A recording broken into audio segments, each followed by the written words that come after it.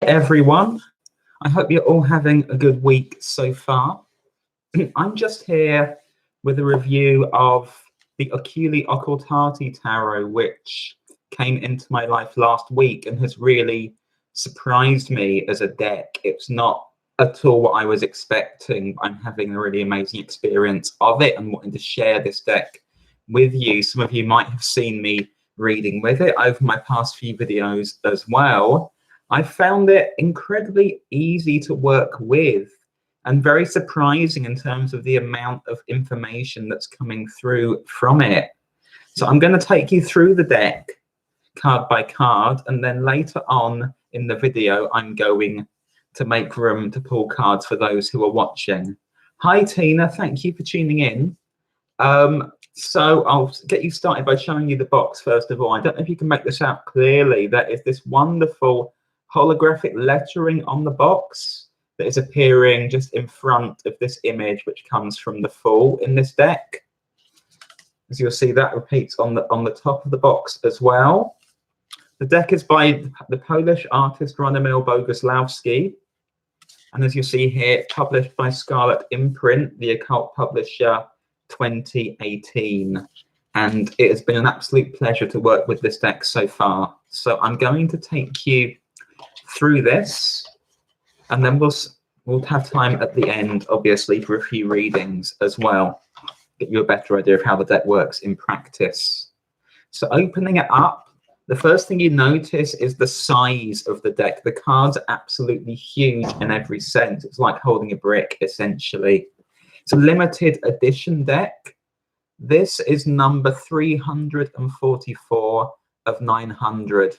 And it just says here very simply, the Oculi Occultati Tarot of Radomil Boguslawski was published by Scarlet Imprint on the 11th of August, 2018 in a strictly limited edition of 900 hand-numbered decks, of which this is 344 of 900. And I'm going to start running through the cards, basically, and I might stop on one or two to point out some details within them. Now, the first thing you notice about this deck is that the cards don't have names or numbers on them. So I wouldn't say this is a deck for a complete beginner. You need a familiarity with tarot, with the tarot system, but it's also a deck that can be read intuitively. It more or less follows the Rider-Waite system exactly. And what's interested me is how well I work with this deck, because normally I kind of shy away from Rider-Waite decks. I don't necessarily get on with the imagery within them. They feel a bit sort of cold and sterile and a bit blur to me, and I haven't had that experience here. I sort of became aware of this deck last autumn, and a couple of people posted about it on social media, and I was immediately interested, and it went on my wish list. And then a few months later, it came off my wish list because I was like, I'm not sure if I want this as badly as I want other decks. And then last week, myself and a friend visited Atlantis Books in London, and they had a copy which I was able to look through. And it has a very interesting energy, a very sort of almost electric energy that can be a little sort of like, oh, I don't know what I'm getting here. And yet, when you really get into it, there is so much depth here. And I've worked with this deck a bit, and I found it to be, it feels like it's like a tough love deck. It doesn't hold back with people. But by the same token, it's also, you get this sense in which it wants the best for you. It just goes about this in this very assertive manner in my experience. So I'm going to start to run through, and then we'll see where we get to from there.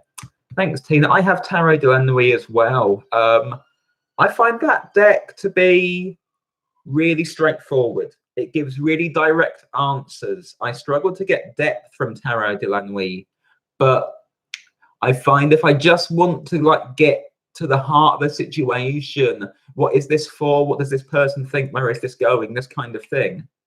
I find it really effective. Really, really good. Like I've used that to determine people's sun sign, rising sign in no time at all as well. So I find that deck really useful for that. This is way more involved. The other reason why I'd say this deck is not necessarily for a beginner, hi Nicole, is that normally tarot decks come with a little white book, a guidebook, something like that, that can be small, can be big. There's nothing like that with this deck. As I said, we don't even have that. We don't even have names or numbers on the cards. So you just go straight into the card, nothing to distract you. So when we start off, we start with the majors. All the majors are in kind of black and white, black and gray. They have this very intricate line work to them, which I find very, very appealing. I find this works really well as kind of a black and white deck. The minors are a bit different. The minors have a splash of color to them, but with the majors, it's all about the shading, all about the line work, and all about the details, because the imagery on the surface is typically sort of Smith Way in that sense. But when you get into it, there's just little extra things that you're going to see in each card that are going to start to draw you in, get your ideas moving, get your intuition flowing, this kind of thing. So this is the Fool, first of all. This is where we start from. And the other thing you'll notice in the vast majority of the cards in this deck, I think apart from the Lovers and the Devil, is that every figure has their eyes closed. So it can be a reflective deck. It can be a deck that starts to deal with what's going on internally rather than like the practical, if you like. But there are just all these extra little details, the little rose growing out from here, that bit of life coming in, that new beginning right at the start.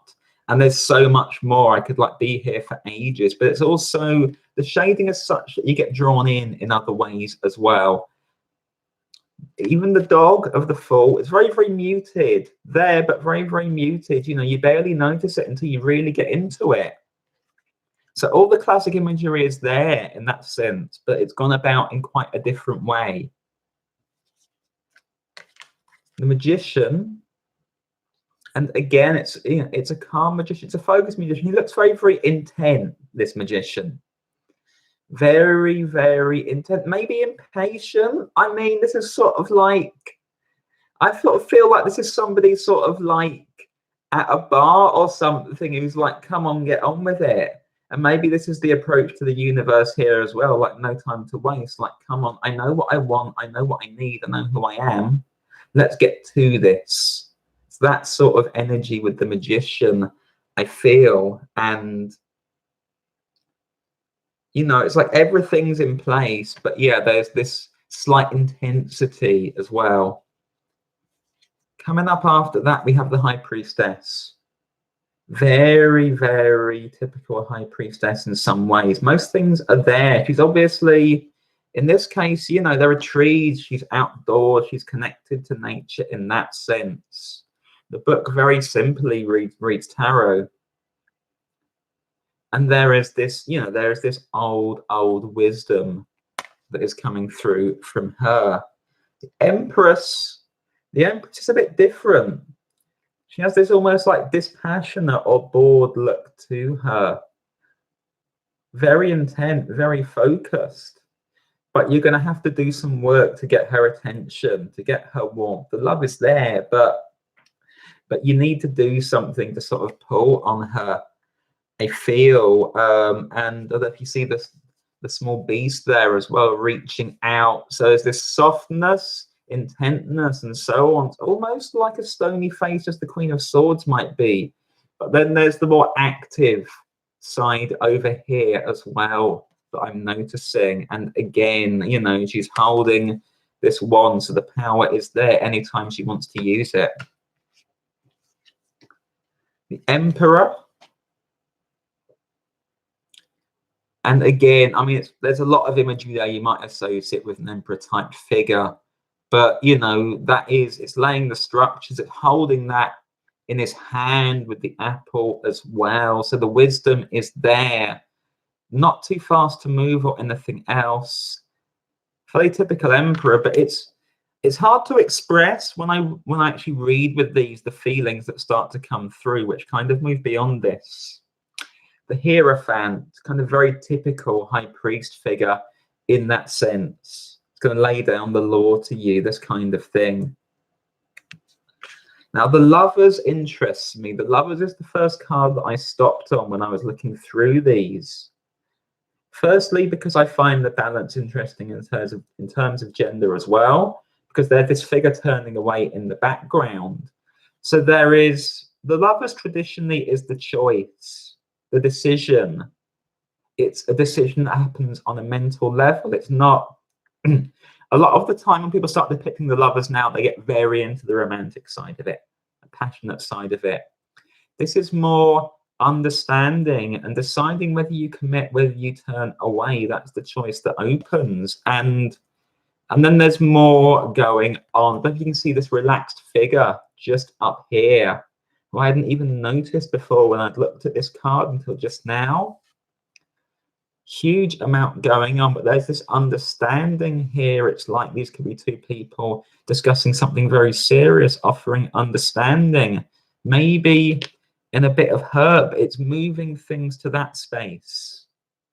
And I feel that is really, really useful with the Lovers, because people often look at the Lovers and they just see it as being the love card.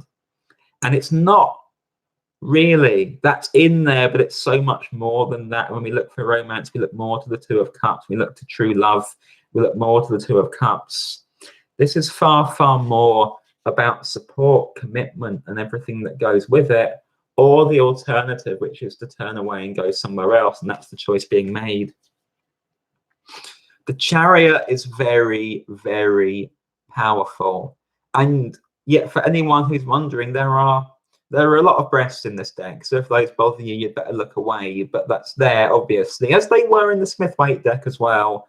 But it's far, far, there's this, it's more powerful, this feeling. You know, the Chariot here is very focused, very in control, very much in all of that feeling, and just able to focus that, to move on someone's own terms, that kind of thing. So if you're watching, don't be shy, say hi in the chat, and please like the video as well. I'm not going to spend too long on each card because I'll be here all night otherwise, and I know you want me to pull cards for you as well. Strength, on the one hand, is quite typical imagery. Obviously, you have the lion, she's in control, she's calm, it's everything that goes with it.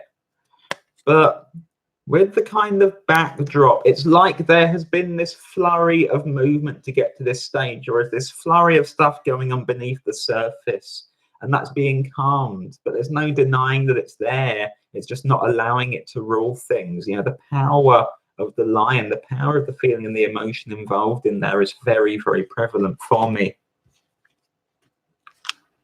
The Hermit.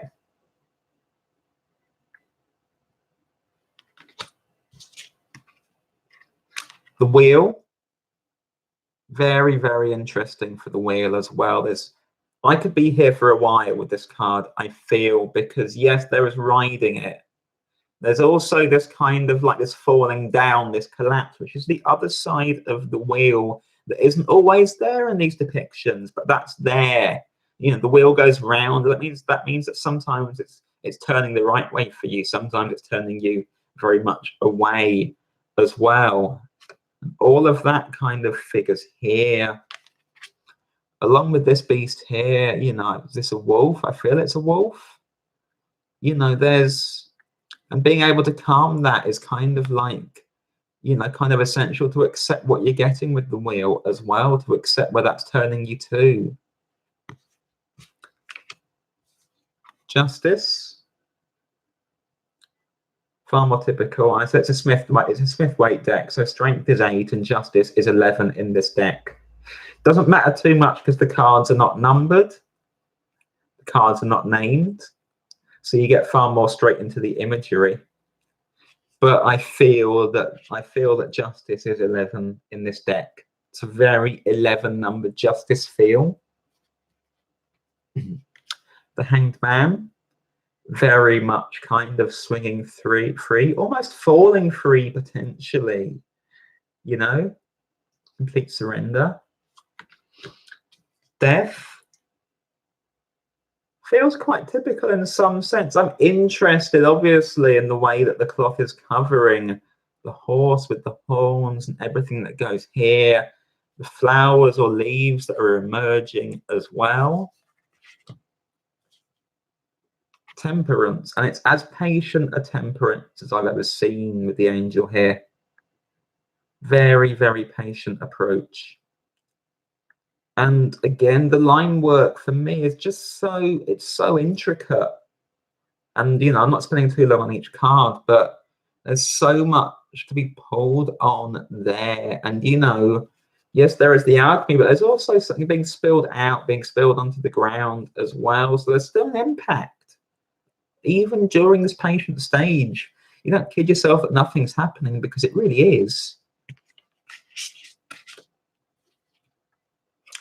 The devil, very much sort of classic sort of Pan figure for the devil or Capricornus, this kind of thing. And that gives you also the other side of the devil, because yes, the devil can involve being chained. The devil can involve addictions, difficulties, problems, obsessions, difficult belief systems, or things that hold you back. But the devil is also focus, intent, success, being able to show authority, being able to speak from authority. I feel that's a bit more than you always get with the devil, which people often just see as this negative thing. And it's not a devil that lets loose here, but it's a devil that is able to do what needs to be done at times. The Tower. And this is a really powerful tower. And this is where you kind of, you pull away a bit from the Smith-Waite sort of design of the tower. So the spider here dangling, almost falling free potentially.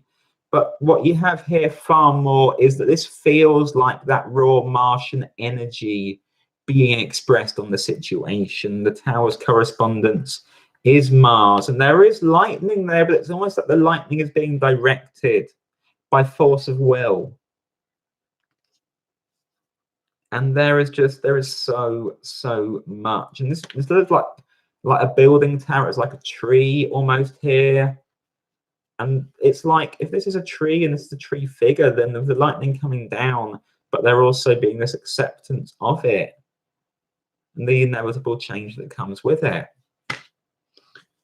Back to a more typical design with the star, but again, I'm drawn to the bird in the background. Most things here are very typical of how we see the star normally. You know, this is Aquarius. So this is the light, this is moving forward, this is allowing emotion to pass through and everything with it. But there's also the lightness. The bird brings lightness. You're going to fly free, you're going to fly away onto something new. It's the space that the tower's created. Even the moon is quite soft. It's unsurprising, it's inward looking and introspective as the moon often is. It's reflective. But it doesn't feel threatening. It feels necessary, but it doesn't feel threatening. Hi, Michelle. The sun. Just being carried on, and the sunlight is streaming down. And again, there's this figure representing the sun as well that is supportive, that is warm. It's like this child is tired. It's like a tired child at the end of the day, but being carried and being warmed still by the sun, and things are okay, able to trust in that situation. Judgment. You're far more typical with judgment here. Obviously, the reaching up here, the call that's going on, the moving forward into the new, onto something better. And then quite different again is the world. And this figure, I feel it's almost like he's looking forward, but he's not uncomfortable. But when you look up here, it's the cycle complete. Something new is being born. That's what's coming in there. This deer at his feet as well. There's a lot to work with. A lot to work with. You know, the more you look at it, the more you get pulled in to everything going on there. I could do a video for every card if I wanted to. I'd be here for a while, but that's how the majors look. With the minors then, each suit of minors has a particular type of figure. and one color that has been splashed into it. So with the wands, this is the Ace of Wands. This is the Ace of Wands. These are the kind of creatures that exist here. You can see the tail here. Sort of sense of being slightly maybe reptilian or something similar, but this is active. Very, very active. And the wands simply have the burst of yellow for the solar plexus, the power that is coming in, the start with the Ace of Wands. Two of Wands. Again, we're typical, but there's the sun, there's the solar plexus right there. That's what is being used to start that process. Three of Wands. I feel like this guy looks too much like Vladimir Putin for comfort. I don't know if anyone else gets that. It's slightly sort of, that one weirds me out a little bit. Four of Wands. Simple celebration. There's a gratitude in this Four of Wands, I feel. The way that he's reaching up here, there's kind of a gratitude, and they're holding the flowers up, but there's a gratitude to it. Five of Wands. This is quite a masculine deck, as I've mentioned, and this is a very masculine Five of Wands in quite an overt way. Kind of this sort of, you know, there is this battling here.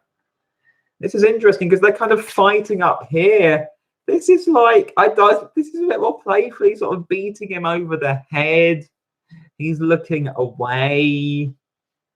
And that can happen with the Five of Wands. They can be sort of beating down, but it's a very sort of odd sense that you get from that. It's the Six of Wands. It's actually kind of riding this horse of victory here as well and being supported. Seven of Wands, which is more typical. It's the Eight of Wands. Very simple, but very effective. And I like the heads on this because the Eight of Wands is fast movement, it's swiftness, but it's usually movement together with other people, and that sometimes gets missed out. So the kind of community or communal aspect of the Eight of Wands, which I feel is really important, comes out there. Nine of Wands.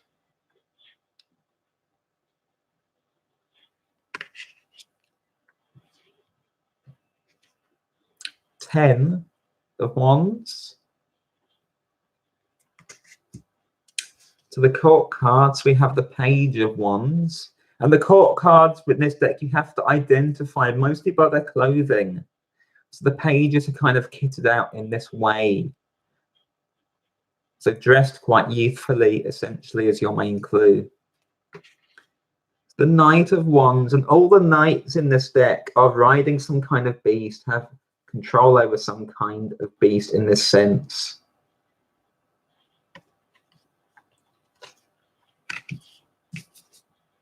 Here's the Queen of Wands. You can tell she's the queen because her tits are out. Queen of Wands. And with this, you have the sunflower, you have the cat, you have these other things that would give that away. But I'll show you the King of Wands. Facially, they're very similar. Facially, they're very similar, but different body shapes. And the king has this lizard instead, who's accompanying him, and the queen. The queen has a cat. And it's just kitted out slightly differently, but it's very subtle. It's the Ace of Pentacles. Very calm, very passive Ace of Pentacles, but there's an image of that being there. And you can see what that first stone is creating with the leaves sprouting from it. And the Suit of Pentacles is in this beautiful, beautiful shade of green. And some of the blotches you can see are more sort of sea green moving into turquoise towards blue, but not being there. But there's this sense of this being, it's a very, I mean, it's an earth suit, but it's a very earthy Suit of Pentacles in terms of the color that's been used. This is life, it is nourishment. So it's not as sterile or slow as the Suit of Pentacles sometimes might feel. It's the Two of Pentacles. It's quite joyful there, balancing of responsibilities. But as you can see, this one is sort of like flip it up in the air. It's kind of going to be fine. I can deal with that. So Three of Pentacles. Into cogs here for the Pentacles. And obviously you can feel like one of those at times. It is the kind of teamwork as well as hard work, expressing yourself on the world, that kind of thing. The Four of Pentacles.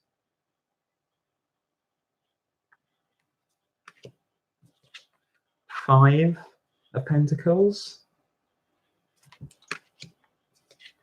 It's the Six of Pentacles. Fairly typical, so, you know, Six of Pentacles in many ways, you know, there are the scales there balancing things out. But it's not like this figure is actively gifting. Here it's more that this is being taken part in. There seems to be some support between these two.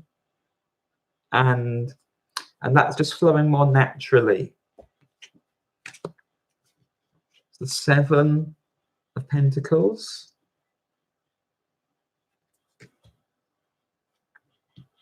Eight of Pentacles. And you're seeing, like, as well, as you move through your set of Pentacles, you see these trees developing. So there is, again, it's earthy in that very natural sort of sense, potentially, that isn't always present when you look elsewhere. One of my favorites is the Nine of Pentacles, because there's a lot going on here. So obviously it's a card of independence. It's a card of keeping on getting there, work, kind of self-sustainability, self-supporting, that kind of thing. But then you have the Snail. So maybe it's a slow process getting here. Maybe it's hard to get here. Maybe you want to go and hold back in your shell. Maybe you just want to protect your gains and not move any further. And then up here, with like the Falcon, the sense of mastery potentially, but potentially of being controlling of others or them controlling you. So is this all you want? Or can you move beyond that? A lot going on. The Ten of Pentacles. That's where you move beyond that. You can see the Axe there as well. So it's very, very interesting. Like the Ten of Pentacles is traditionally like this sort of, it's a family or a kingdom or whatever. This is obviously the senior figure within that. And they're listening and they're attentive. But look at the Axe. You know, they're going to want their equal share. Otherwise, there's going to be trouble here. It's the Page of Pentacles.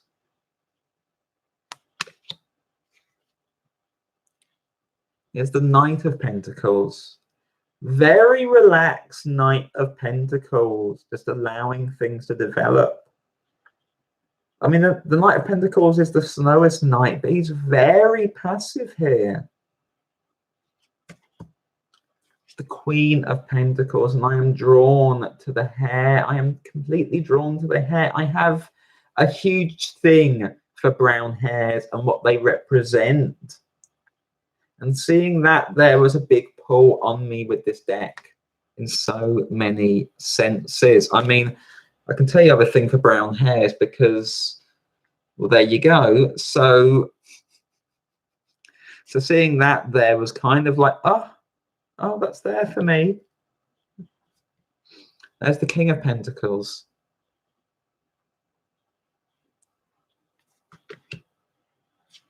Swords are interesting. This is the Ace of Swords. And the swords have this pink. It's actually quite a hot pink. It's one of my favorite colors. And swords often are quite cold, calculated. This is the air suit. Not a lot of attachment or anything else, but here there's a softness. There is a warmth because it's hot pink. So it's kind of like you don't need to be so dispassionate with your thought process. You can be very rational, but you can still care, you know. Ace of Swords, I don't feel it's a rush decision here. This is considered. It's considered hopefully with a view to what's happening with other people, how it's going to impact other people, this sort of thing. Two of Swords. You have the Moon here as well. That's where the doubt is coming from. Stuff to work through, awaiting, maybe waiting for the Moon to become more full before making a decision. So it can be a pause. It's that aspect of the Two of Swords. Hi, Asma. Three of Swords. More traditional again, but a lot of space here, you know, and I feel that, you know, there's an acceptance and there's the space for healing, the space for growth. I mean, with the pink there, there's still warmth and hope. You're going to come through this, painful though it is. Four of Swords.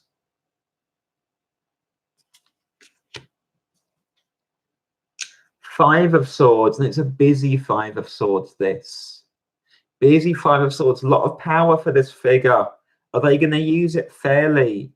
This figure has their back turned. You know, are you going to lay into them? Are you going to stab them in the back? Someone else just wants to get out of here. The Five of Swords, for me, is the most brutal and nastiest card in the tarot, potentially. It can be really callous, really cold, really aggressive, passively or actively aggressive. People storing up old stuff for the future. The sword that's being held back here. It's like, what has this person said or done in the past that is being held on to here? It's about to be unleashed at any moment. Clearly, this figure can do that. Look at the shock of redness in the hair. Anger, intention. You got to be careful with that stuff. If you're this figure, you got to watch your back. If you're this figure, you're like, bye, I'm out of here. I ain't got time for this shit. All of that. Six of Swords. So there is travel here. There is introspection here. But it's smooth. It's so smooth. It's calm in that sense. The sea isn't going to destroy you or anything else. You can take your time over this journey. Seven of Swords. It's a very sort of knowledgeable Seven of Swords, being aware of what's being held back, being very careful, holding stuff back. Maybe a little too looking backwards, focused on what you're holding away from other people and not maybe looking at what might be right in front of you with that Seven of Swords. Eight of Swords. Hi, Ladybug.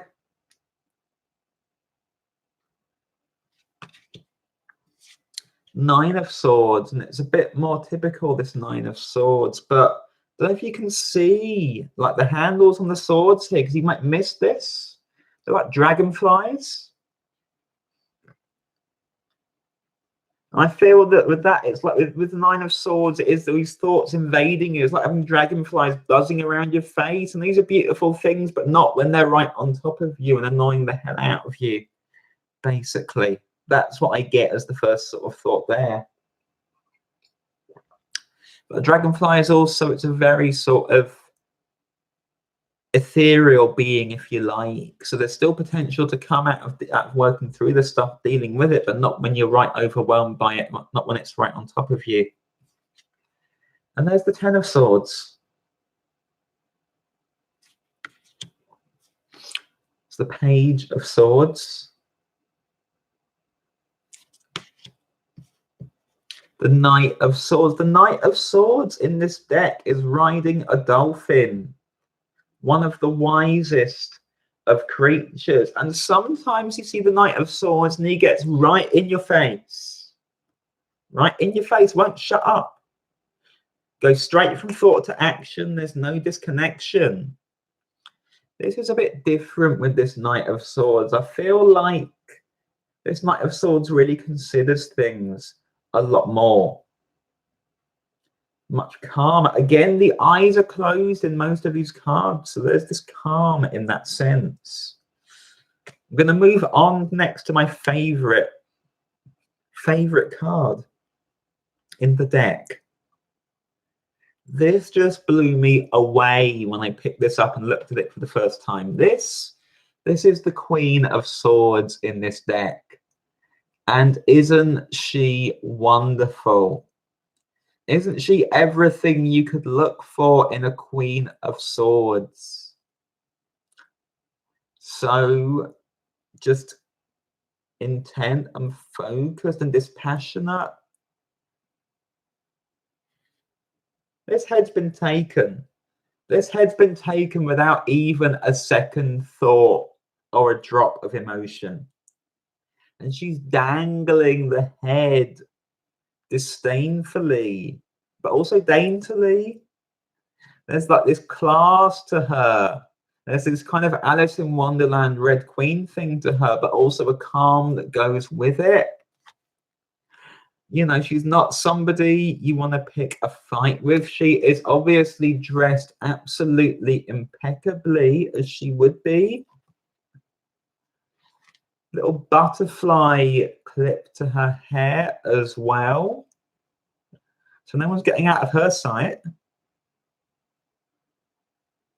And she recognizes this is where she's evolved to, who she's become. It's part of her path. And the Queen of Swords is, you know, is strongly rational, sees the big picture, does what's necessary, can be cold, can be bitter. Hi, super angry koala. Everything with it. But she is absolutely fierce. And this is just when I picked up the card and the deck and went through the cards in the shop. This is the one that I was just like, oh my goodness, you know. The King of Swords, again, decision-making, dispassionate decision-making, very, very rational. You notice as well the difference between the shoes, the red heel on this, or pink or red heel on this shoe as well, matching his coat. Suit of Cups, we have these like mer people coming in. So here's the Ace of Cups, the bird emerging once the emotion has worked through, and it's carrying something. It's like a coin, like something of pure gold within it as well. The Two of Cups. Far, far more traditional Two of Cups, but they are mer people here. They seem to be of the same gender, so there is a little bit of space to move beyond the traditional there. Three of Cups.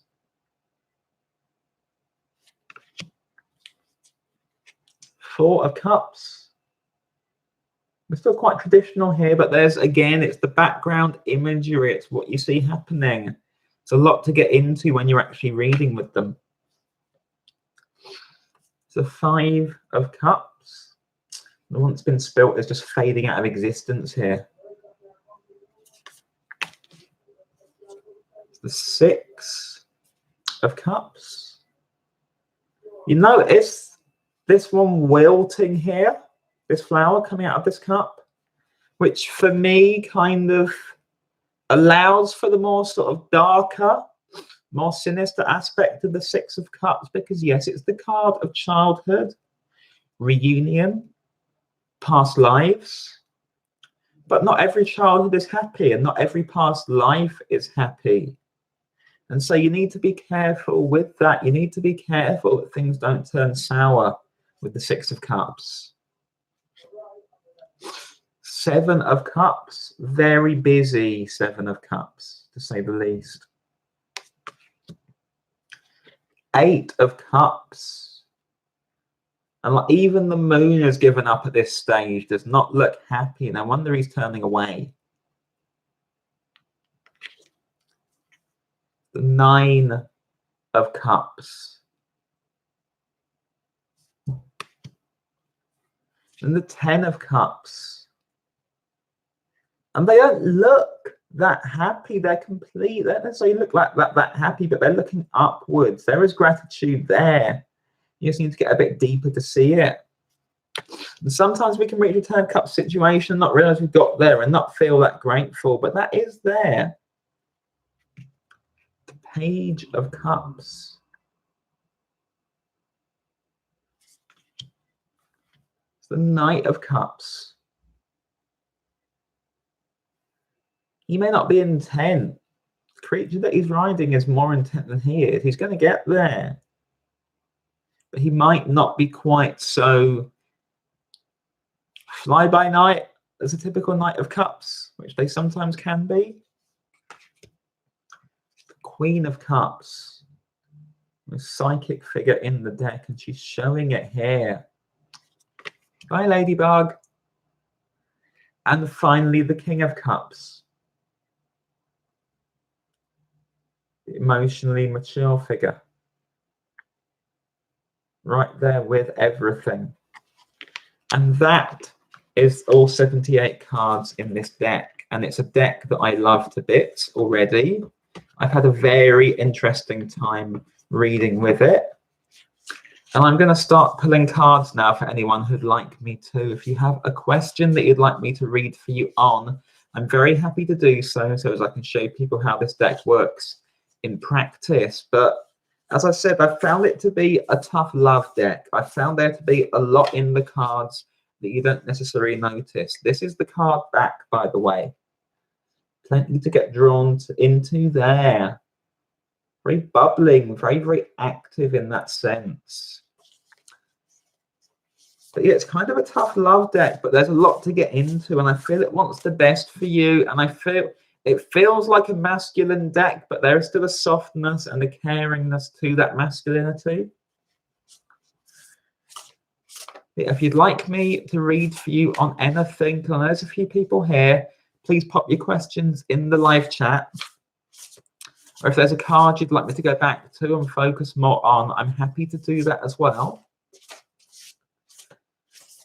This is the bit where everyone falls silent. Asthma, I feel stuck these days. Any advice? Let me get these cards shuffled and I'll look for you, Asthma. So the cards are huge, so they take a little while to shuffle, and because I've just put them back into order, I want to get them well shuffled. But let me have a look at what you're dealing with, Asthma.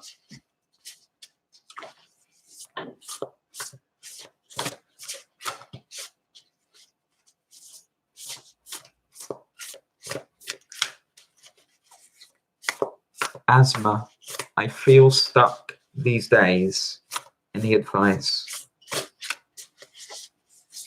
Michelle also has a question. Okay, Michelle, I'll have a look at that for you. Obviously, I can't give actual legal advice on a live, but I can look at the general picture for you and let you know what you can be doing to help. First up, Asthma, asking for advice.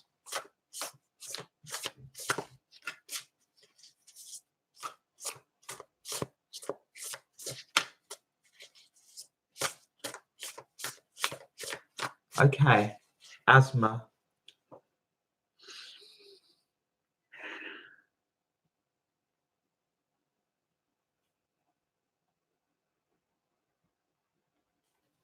Okay, Asthma, let me see what you're dealing with.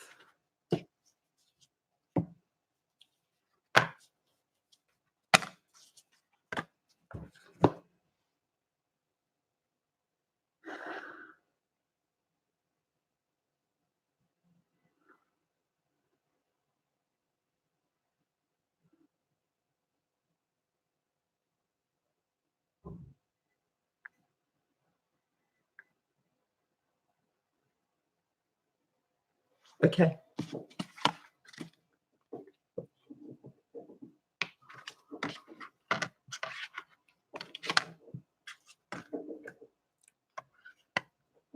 Okay.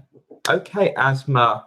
So you're feeling, on the one hand, there are things that you're working on, very, very clear things that you're working on, and you want to go and apply yourself to them. But you are just, every time you go out there and you sort of glance around and look at the landscape, look at what's out there, you feel if it's not threatened, you feel this sense of foreboding. It's just like, oh, I don't really like this. And back you go. So you don't feel able to move to act at this time, even though with the Knight of Pentacles, you do have quite clear ideas. You're not feeling able to put them into action. And that's causing you some difficulties at this time. Underpinning that is the Five of Swords. The Five of Swords underpinning that. You're worried. You feel like someone's going to try and get at you. That's the sense that I get very, very strongly. It's happened before. This is an old reaction to a current situation, if that makes sense to you. So in the past, people have blocked you. They've put you down. They've turned you away. And now you have these things that you're working on, and you get to this stage, and now you're expecting that to happen again. That's like been programmed into you, and it makes you turn away and go back. You have the Knight of Swords showing up for you as well. With the Knight of Swords, the sense that I get is that there's this need to recognize yourself more, to recognize your own progress more, to actually be able to talk to yourself in a kind way, coach yourself through this, guide yourself through this. I feel that the project you're working on, I think it's more than a project. I feel that there are ways in which you are transforming your life. You're like, I want to get to this stage. I want to live in this way, as well as working in this way. So it's bigger than that. That can be quite overwhelming, and you're scared of people starting to tear that up. But you need your own self-talk here is kind of central to this. Whether you talk to yourself kindly or harshly, whether you remind yourself of the progress that you've made and where this can take you to, because you're being challenged to actually recognize all the progress that you've made, all the steps forward that you've made with the Six of Wands. That you are moving forward, you are on this horse, you are in your power, you are moving forward. You call the shots. You call the shots. Other people can't get at you so easily, but you're still in this place that is unhealed, where you feel they're going to, but they can't at this time. And actually there are people watching. They're watching what you do. They're supporting what you do, and you can reach out for that support. And I feel that at the moment you don't so trust people when you try and do that because of the past experiences. But this is a bit different, and you need to be able to trust what you're dealing with more. And that also means working through and healing that stuff that happened in the past, the people who hurt you, the people who bullied you, the people who put you down. They were a real influence on you, but you are being asked to move now into this calmer space and to speak to yourself kindly and to set your sights very, very high indeed. Your final card is the King of Pentacles. So you are being challenged to be in charge of your own life, to have that big idea of what you are going to build for yourself. That's hugely important because you can do it at this time. The only thing that is holding you back from where you need to be is that old stuff that you're expecting to be current. And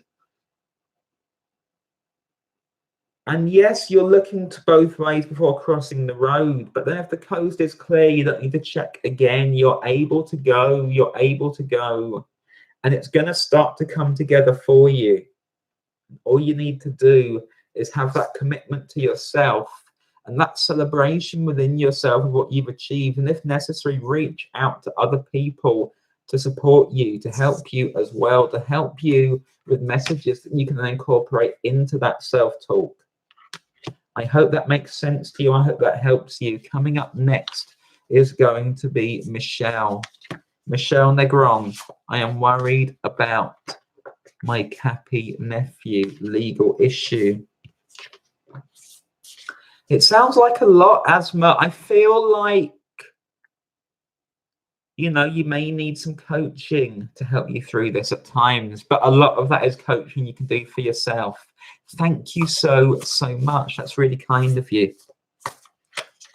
But that's what it is. It's the messages that are the way that other people talk to you that have become the way that you talk to yourself at times. That's the stuff that you need to erase and change. And there are other people who will talk to you in a kinder way.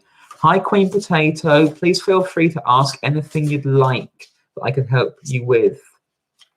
I'm going to pull cards for Michelle first. Michelle's nephew. Michelle's Cappy nephew. Let me see what you're dealing with.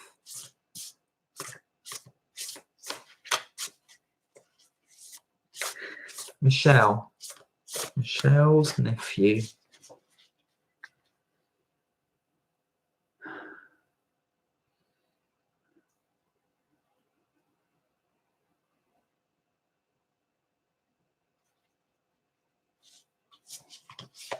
Of course, Tina, I'll come to you next. Michelle.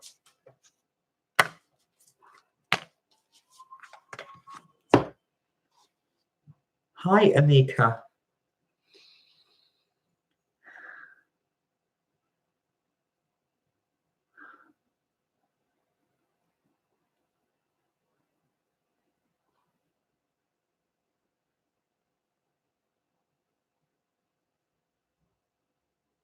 Okay. Of course, Anika, whatever will help you.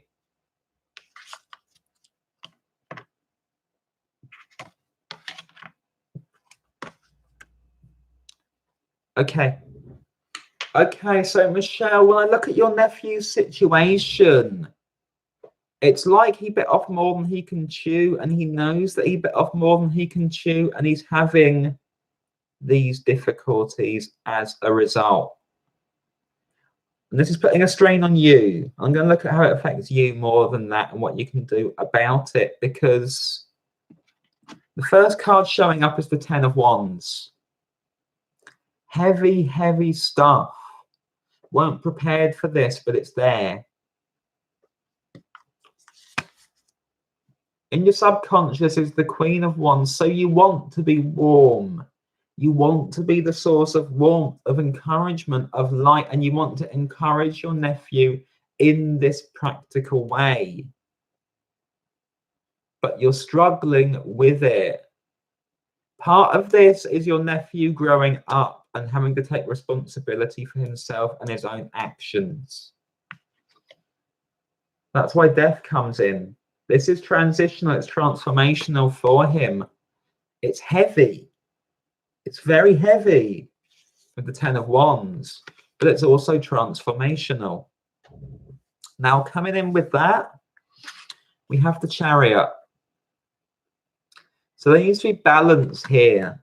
This can't just be about the nephew feeling ashamed. He has to take responsibility, but there is a lot more to this than that.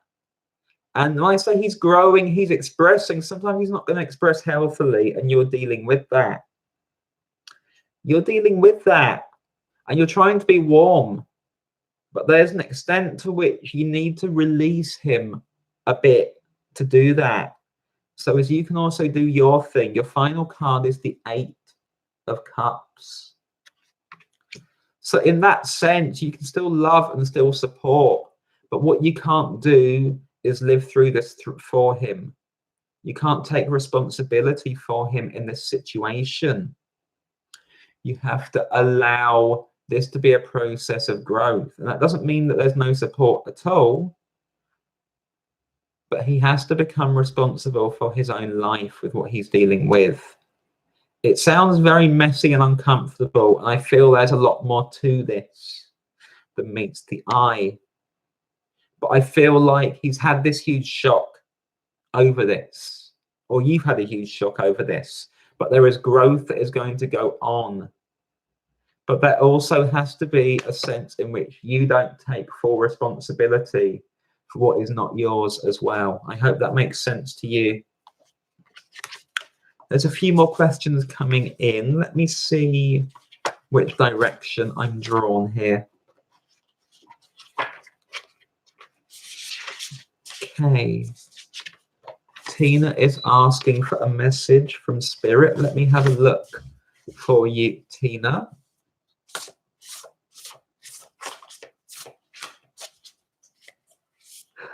Tina Miller.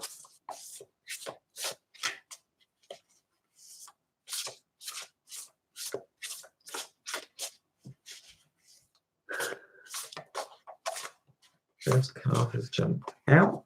First two cards have jumped out, in fact.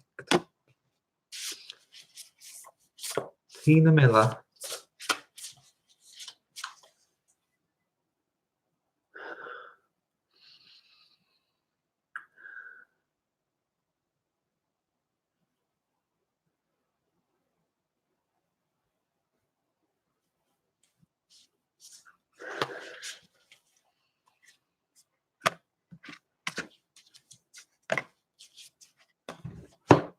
Tina.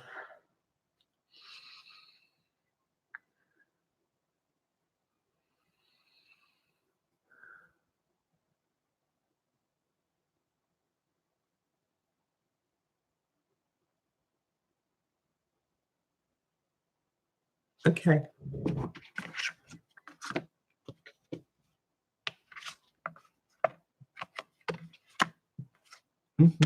Okay, a lot of majors showing up for you, Tina. There, you have some distrust in your situation. At the moment, you're finding it difficult to want to move forward, and it's not that there's not something that you want to move on to. But I get this sense that what you're trying to move towards, or what's in front of you, or what you already have at times, you don't quite trust it, believe that it's going to stay there at the moment. They're showing it to me like a kind of mirage, if that makes sense. So it's like you don't quite trust what's in front of you at times, and that's making it difficult for you to move. Or if you trust what's in front of you, you're feeling it's tenuous, it's tentative, and therefore you have to cling really tightly, because otherwise it's all going to fall to pieces. It's all going to be taken away. The Four of Pentacles, that's making you quite slow, quite rigid, quite guarded. You're not doing too much as a result. You want to maintain, maintain, maintain. That's where your thought process is. But underpinning it is the Tower. So you don't trust this to be settled. You don't trust to be able to move. You keep expecting on some level for the rug to be pulled, for the ground to give way under you. I feel like you've had success with the Sun. You've had success with the Sun, but now you kind of feel like it's all going to start again. I'm going to get challenged all over again. In your present is Judgment. So you're being called upon to really rise to this situation and step through into a new period of not just stability, but also growth and sustainable growth. In order to do so, you're going to have to face your own apprehension, your own difficulties, the things that hold you back. Some old hurts, some old belief systems that come from some old hurts. The Moon. And the Moon is moving into your life to reflect to you what needs to be worked on, what you haven't dealt with, what you haven't taken care of, that is causing you to distrust and be slow. So there's some deep recognition of yourself to be done in that sense. You need to be getting into your feelings, not being dragged totally away by them, but accepting them for what they are and what they're pointing you to, because there is stability and there is a big opportunity for you to move forward at this time. But it really needs you to do that deeper work. That's what they're guiding you to. That's what you're being called to. With Judgment, is you stand proud, you stand tall, you recognize yourself, and that's the basis from which you then re-explore and deal with the stuff that has been off limits until now, because you're in a place where you can. But you do it by moving forward, by trusting your success, by trusting that this is sustainable and that it gets more solid as you do so. The ground is not going to shatter at this time for you, but therefore you need to take the opportunity to do the work on the things that makes you feel that it's going to. I hope that makes sense to you. Let me see who else is here. Anika Bushra. My ex and me recently got in contact and I said that I still have feelings for him and he blocked me. Said he moved on and doesn't have any more feelings for me. His name is Bishal, Virgo. My question is, what does he feel about me? Will he come back? I'll have a look for you. I kind of feel that you kind of need to take someone like that on their word, not invest too much attention or anything like it. You need to work out where your feelings are coming from. But I don't feel that you can push somebody who quite clearly isn't ready to deal with you. I'm going to see what the cards have to say. But I feel like you're mostly being guided to work on yourself here. Let me have a look, though. I'm going to see if there's any additional guidance for you with that. But I feel that investing energy, even if there was a prospect in the future, when you're turning that on someone who doesn't want to be receiving it, you know, what does that suggest? It suggests that that pushes them further potentially, even if there was potential. But let me have a look.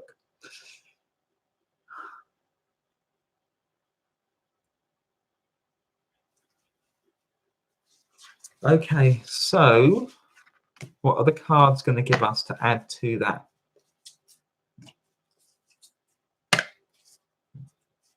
Because this is mostly about you at this stage. It's not about him, because he's kind of made this stuff clear.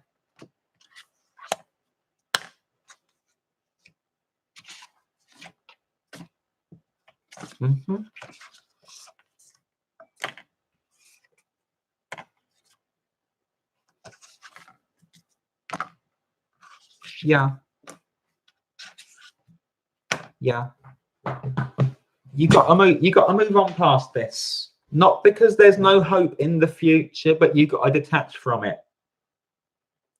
You got to detach from it because he's scared. Really, really scared. 9 of Swords, he's scared. He's got shit to work through. He's not at all ready for this. Even if he wanted a big relationship with the 10 of Cups, he's not ready for it. He's not ready for it, so he's going to turn his back and go elsewhere. That's happening. That's where he's at. You keep thinking you can pull him into this, push him into this. You know the way to run this, but you don't, because he's going the other way. And you have to detach as a result.